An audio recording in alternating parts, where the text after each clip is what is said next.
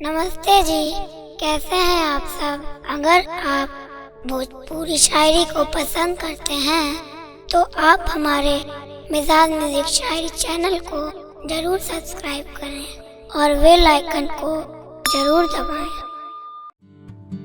अजीब इत्तेफाक है अपनों को घरों में कैद करने का। अजीब इत्तेफाक है अपनों को घरों में कैद करने का। बाहर निकले तो शायद कयामत आ जाएगी।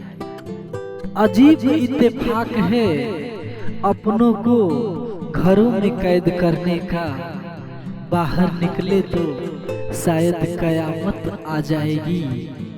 जो कभी डरते नहीं थे मौत से, हाँ जो कभी डरते नहीं थे मौत से, आज डरते हैं कि कहीं मौत खा जाएगी।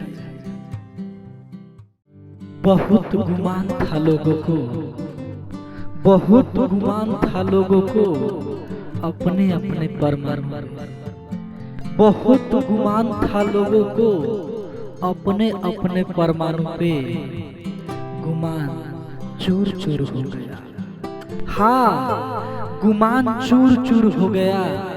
बस एक छोटे से जीवन